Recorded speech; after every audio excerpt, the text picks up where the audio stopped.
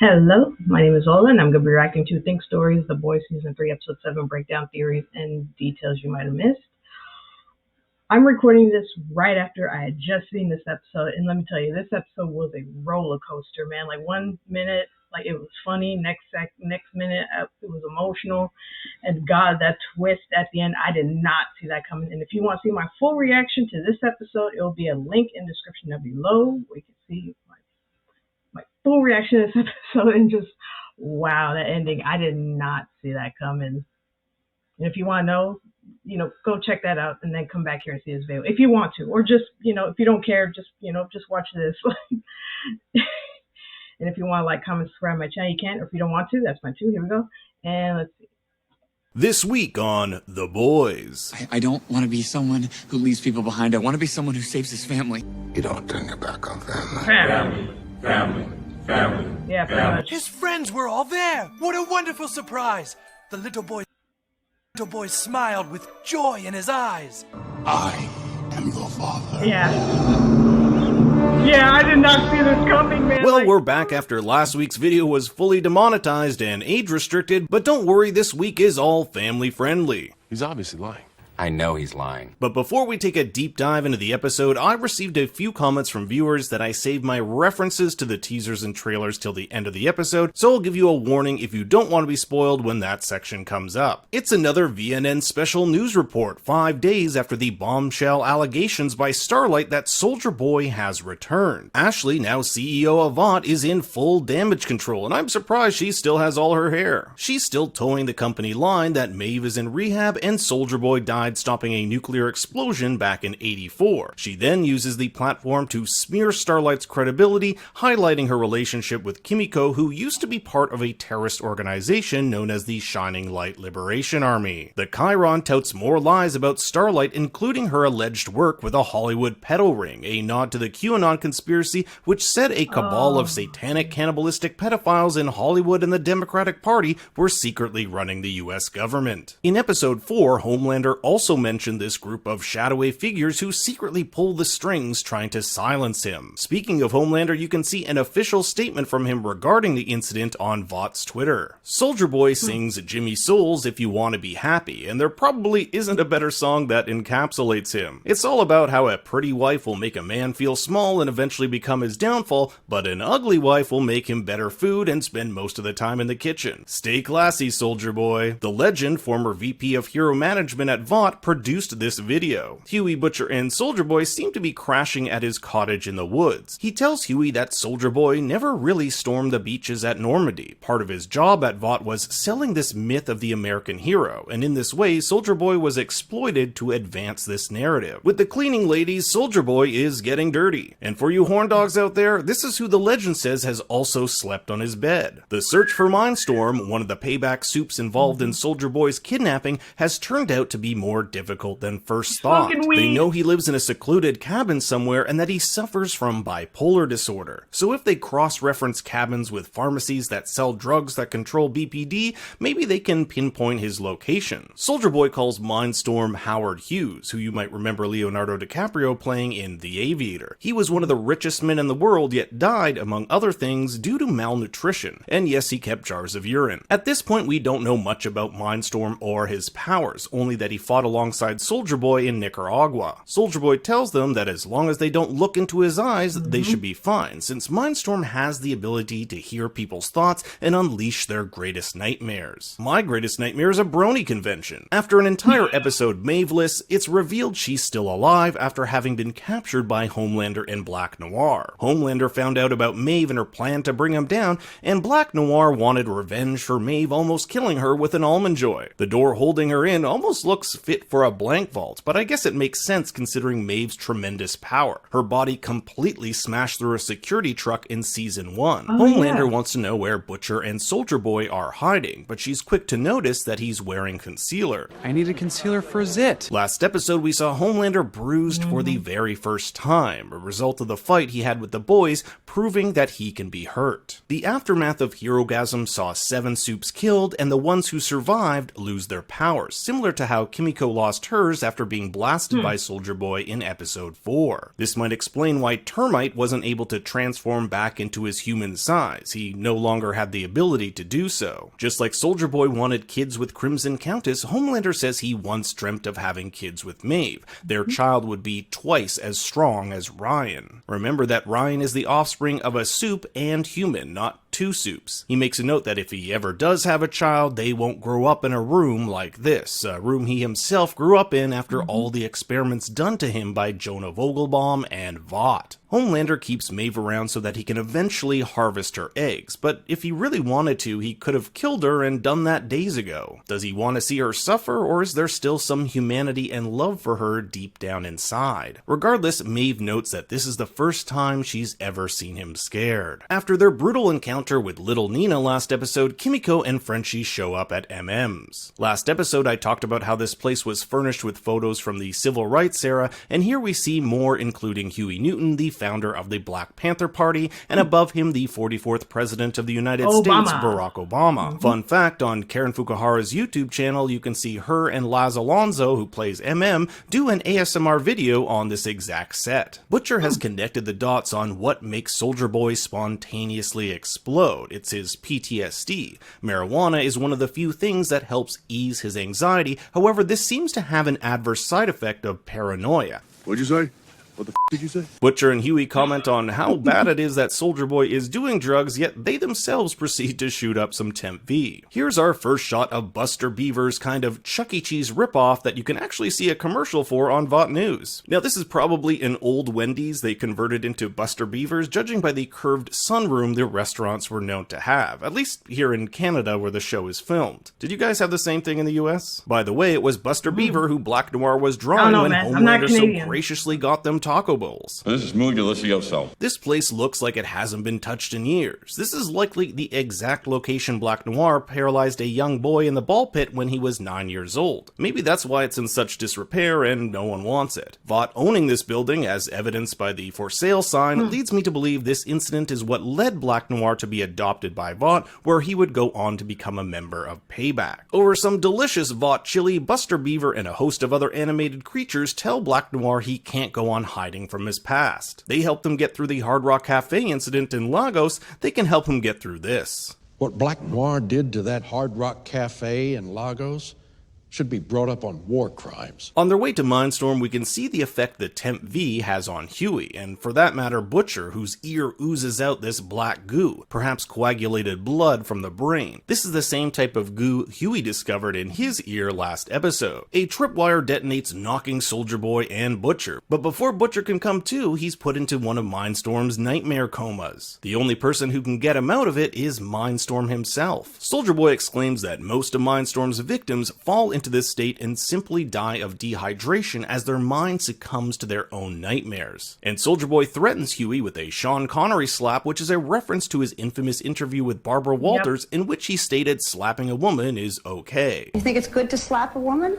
I don't think it's that bad. I think that it depends entirely on the circumstances and if it merits it. It's a bold strategy, Cotton. Let's see if it pays off for him. In his mind, Butcher relives his greatest nightmare, the story which led him to feel guilty for his younger brother Lenny's death. We've seen Lenny haunt Butcher multiple times throughout the season. Here we see young Butcher protecting his brother from their abusive father, a father we saw an older version of in season 2, played by Denethor. As he navigates this nightmare, we see how his memories of the past seep into the present day, like how Lenny symbolizes Huey, and his rage for his father was taken out on gunpowder. Frenchie laments missing out on Herogasm. I mean, I would too. And it's here we answer one of my biggest mysteries from last episode: how come the halothane didn't work on Soldier Boy? Well, it turns out it wasn't halothane at all, rather a vapor version of a deadly Russian nerve agent. What would kill any regular human merely knocks Soldier Boy out, and in order to get this agent, they may need to travel back to Russia. Not sure if that's going to happen, or or if this means we'll see the return of Little Nina. Frenchie notices MM's OCD, this time with a cigarette on the ashtray. We saw this last episode before MM arrived at Herogasm with his tapping of the steering wheel, and we'll also see it later in this one with his drink shaker. As Starlight helps bandage a still wounded Kimiko, Maniac featured in the movie Flashdance plays. There sure are a lot of maniacs in this show, and it foreshadows Kimiko's crazy idea to have Annie inject her with Compound V in order to get her powers back. And it's kind of crazy she has a Kirkland-sized bottle of whiskey, having her first drink ever with Starlight. Funny enough, you can actually see Karen, who plays Kimiko, make cocktails with Starlight on her YouTube channel, which I'll leave a link to in the description below. Kimiko has a big ask of Starlight to obtain some Compound V from Vought Tower. She wants her powers back because she never wants to be in a position of being unable to save someone she loves. This all seems part of Kimiko's realization that she can no longer run away from the past. Huey confronts Soldier Boy about his lies regarding the beaches of Normandy, a comment which sees him promptly get punched in the face. To him, Soldier Boy is just like the Marlboro Man, a manufactured image of the strong, masculine American,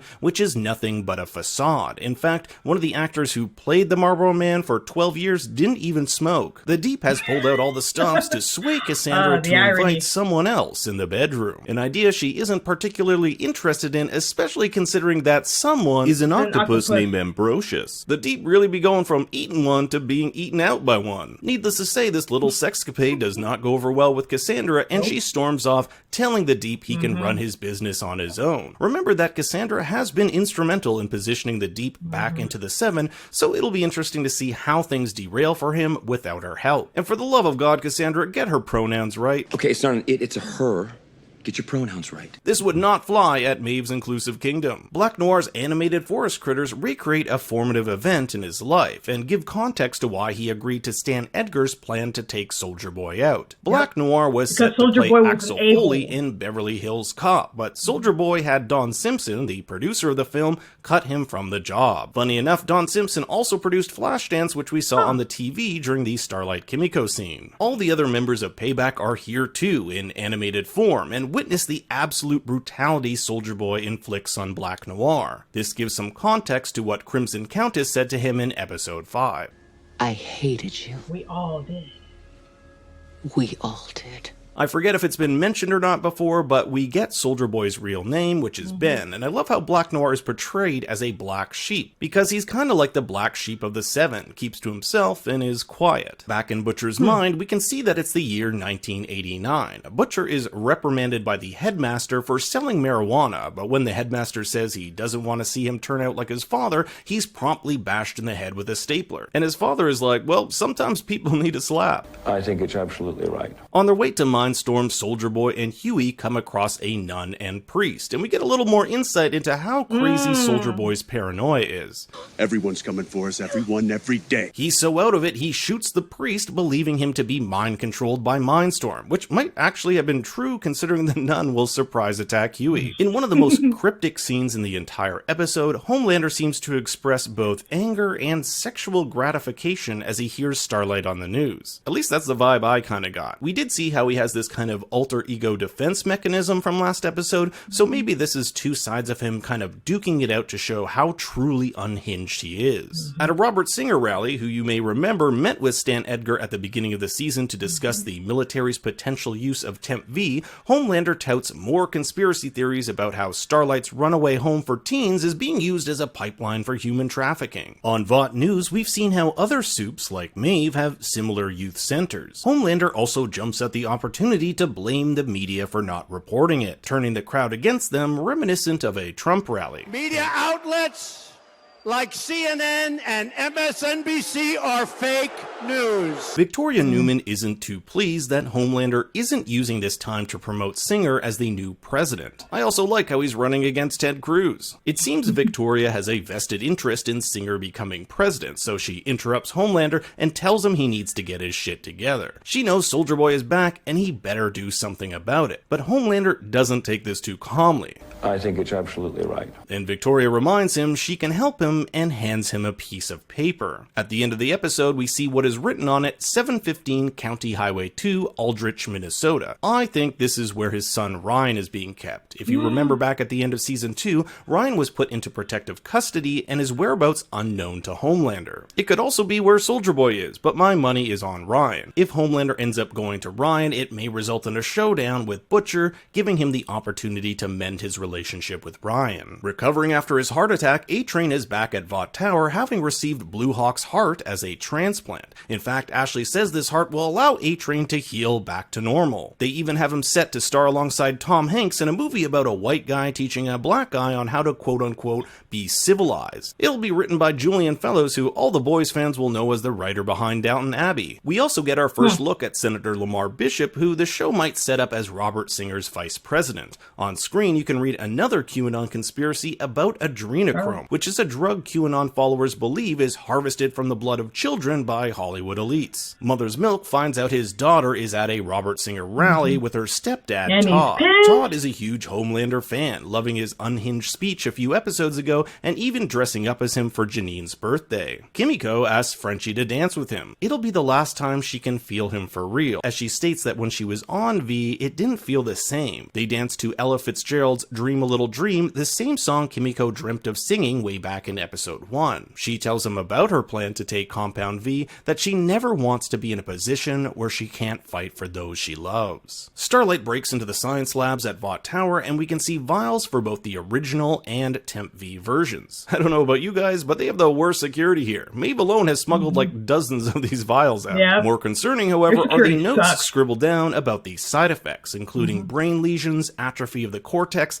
and death between 3 to 5 doses. Butcher and Huey are definitely in that range. Through animation, we learn that Black Noir was given the order to capture Soldier Boy by Stan Edgar, and that this order actually came from someone even higher than him at Vought. I believe this person to be Frederick Vought himself. Now, Stan says it's to make room for a new superhero, Homelander, who at the time would be 3 years old. The second part of the scene can be seen in live action in episode 3, but something to me just isn't adding up. Why sell him off to the Russians, the US's mortal enemy? Why not just kill him? Either Black Noir wanted to see him suffer, or something more is going on here. In my episode 6 breakdown, I theorized that Frederick Vought had a personal vendetta against Soldier Boy for having sex with his wife, Liberty. I founded it in 52. Oh. Me and this other soup, Liberty. Yep. Man, was she a firecracker. That would make sense. But war with the Soviets also means good business for Vought. Having a super that could nullify other powers could equal the playing field between the US and Soviets, something Vought would want. So there's arguments to be made here on why Vought would want him alive or dead. We also bear witness to the origin story of Black Noir's disfigured face, something he got while taking on Soldier Boy with the rest of Payback when his head was smashed into a fiery truck. This may explain why he doesn't speak. He probably lost the ability to with the amount of brains that came out of his skull. It's Crimson Countess who latches the nerve agent onto Soldier Boy's head, allowing him to be transported away by the Russians. Buster Beaver tells Black Noir that he has to be brave and take on Soldier Boy.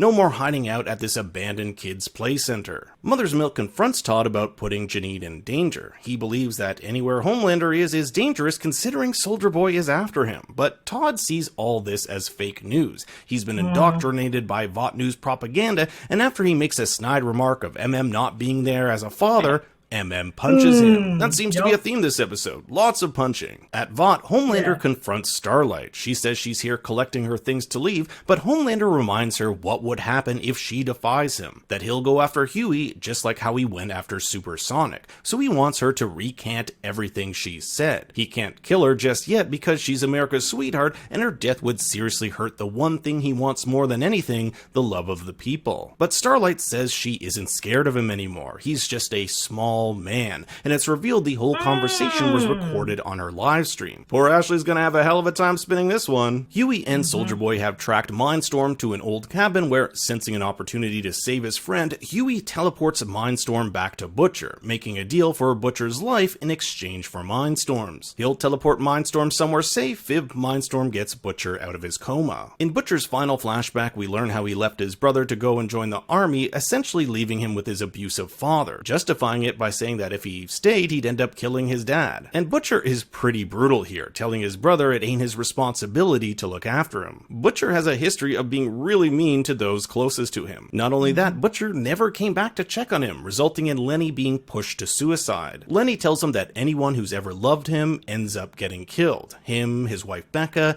and potentially Huey. This is especially concerning considering at the end of the episode, Butcher tells Huey they need to get more Temp V, knowing full well from Starlight it could kill them. Now this could go two ways. Either Butcher is so blinded by his hatred for Homelander that he'd sacrifice himself and Huey to kill him, or that he has a different plan involving Temp V altogether. What would happen if Homelander were injected with dozens of injections of Temp V? Would his brain turn to mush? Especially if his powers were to get nullified. Honestly, I'm just inhaling copium at this point because I don't want to see Butcher betray Huey. Soldier Boy arrives and gets the upper hand on Mindstorm, interrogating him on why Vought would give Payback the green light to kill him. We can't quite hear what Mindstorm says, but it'll be revealed at the end of the episode. I also wonder if Stan Edgar would be on Soldier Boy's hit list too. Starlight tells Frenchie and Kimiko she's going to save Huey. Even if he doesn't want me to. If I have to hear about Starlight or Huey saving each other one more time, my head is going to pop harder than Alistair Adana's. Starlight gives Kimiko the Compound V, which Frenchie administers, and it restores her powers. We might see them take on Little Nina next and trying to acquire that nerve agent. Butcher and Soldier Boy are a bit traumatized after today's shocking events. There's a Crimson Countess movie poster for a film called Whiskey Sunrise in the background, which could be a play on the actual movie Tequila Sunrise. Homelander receives a call from none other than Soldier Boy in what might be one of the show's most shocking reveals yet. In the fall of 1980, Soldier Boy was called into Dr. Vogelbaum's lab to do experiments involving genetics. Soldier Boy supplied some of his soldier sperm, and 9 months later, in the spring of 1981, Homelander was born, something that was kept secret from him. The funny thing is, Soldier Boy says he would have stepped aside as Vought's golden boy if he had known Homelander was his son. Remember, Soldier Boy has always wanted a kid, and Homelander never really had a good father figure, so I wouldn't be surprised if these two team up. We also don't know who Homelander's mother is. I've theorized that it could be Stormfront, especially considering how she essentially disappeared around 1979. Could she have been under Dr. Vogelbaum's care and injected with Soldier Boy's sperm to create the ultimate weapon,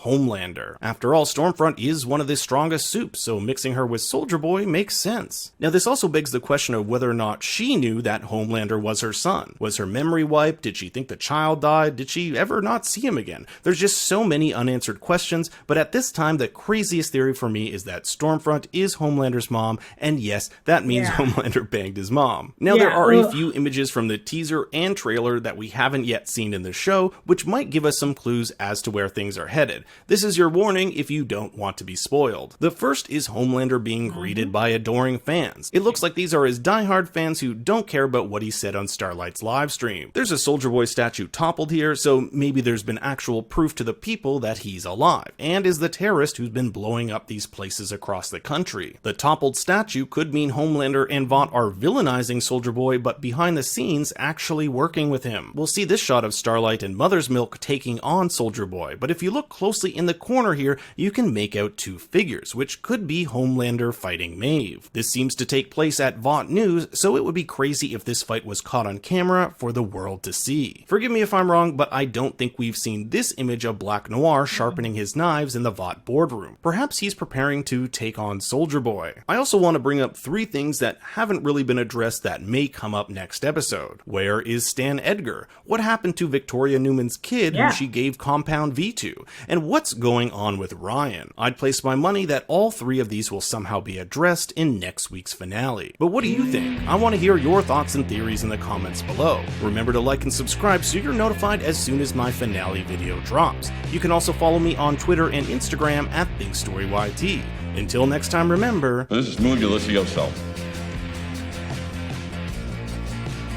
Yeah, that twist, man, I did not see that coming. Like I said, you can see my full reaction to this episode in the description down below. Like, my God, man, like, oh, that would be messed up if, like, you know, Butcher and Soldier Boy and Huey, they get there, they're about to, you know, beat up and kill Homelander, but then Soldier Boy's gonna, like, turn against them, be like, nah, I'm not gonna kill him. And then they're gonna be like, why? Why won't you do it? Oh, because he's my kid. And they're gonna be like, what? Say what? and then they're gonna team up and work together. Oh man, it's gonna be a mess. Jesus, God, man, this I love this episode, man. Like, oh my God, and I really cannot wait to see the last one, see what happens. Oh yeah, and another thing that we still haven't followed up with was what happened to that girl that the boys they broke out of from that hospital, that bald girl, the one that can explode people just by going like this and with her mind and whatever. Like, when is she gonna pop back up? Like, I don't know. Anyway, that's my reaction to Think Stories, The Boys, Season 3, Episode 7, Breakdown Theories and Details You Might Have Missed. I'll see ya in the next one. Bye.